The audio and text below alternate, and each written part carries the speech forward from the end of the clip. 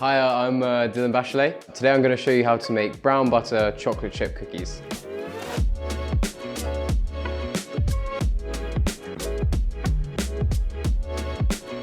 For this, we have 270 grams of brown sugar and then 100 grams of plain white sugar and 230 grams of browned butter.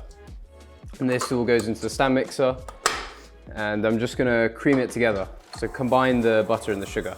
Just start it slow. It'll break down the butter, and then once it's broken down, you can speed it up. So now it's all like combined. It's starting to get lighter as it's being beaten by the paddle, which means air is getting incorporated, which is good. And it's now nicely combined. I can stop that, and I'll add my eggs. So I have two large eggs.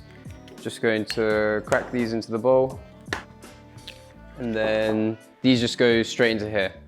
So while mixing on a pretty low speed, I'll just add the eggs one at a time. And then that's all of the wet ingredients in. I'll sort out the dry ingredients. So here I have my flour. This is 330 grams of flour. I'll go in with salt in first, baking powder. Salt's 5 grams, and baking powder is 5 grams as well. And then in with some milk powder, also goes in with the dry ingredients. So this is our dry mix. And then I'll add, just for flavor, it goes really nice with the brown butter and the chocolate, some other warm spices. So I have some cinnamon and coffee here. I'll add just a small amount of both. And they don't necessarily bring much of their own flavor. You don't think, oh, this is a cinnamon cookie or a coffee cookie. But with all those warm, toasty flavors, they all kind of work together and create this really moreish cookie. So I'm gonna go in with half and then put it on a very low speed so it doesn't kick up too much flour. So here we have a bar of milk chocolate, and then I'm gonna do a mix of both milk and dark. Doesn't really have to be perfect.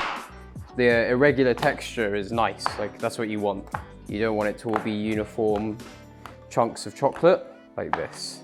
These big chunks. These will add loads of different like pools of chocolate. That should be enough. Then I have this, my milk chocolate. I'm gonna add it to my dark chocolate here. And then this is all going to go into the cookie dough, and that's it really. Any toppings you want, you can add nuts. I've just done chocolate. So now this dough is all done, I'm just going to weigh them out. So I'll weigh out in 75 gram portions, get them all laid out onto a tray, and then bake. It doesn't have to be a perfect sphere. If it's a bit craggly, it's actually quite nice. It adds a texture to the cookie. Sometimes I like to do this and then break it in half and fold it back in itself, so you have that craggly bit on top. You can let this sit in the fridge as well for like a day. What it does is it just makes more of a fudgy, chewy texture on the cookie. I'm just gonna bake these straight away though.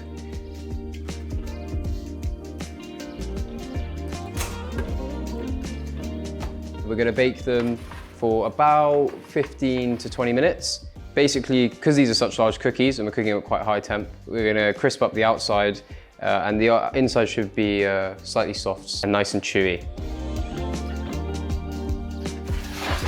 Yeah, they look good. So these are massive cookies, like I was saying. They've nicely browned around the edges, and in the middle they're still slightly soft and paler. These edges will be nice and crispy, and then you'll get that nice gooey inside. And then I like to finish them just with a touch of salt at the end. This for me is how I like my cookies. Like bit crunchy, bit soft. It's kind of a mixture of all textures and big on flavor. A really like warm, toasty flavor. I like it. Yeah, it was a nice cookie.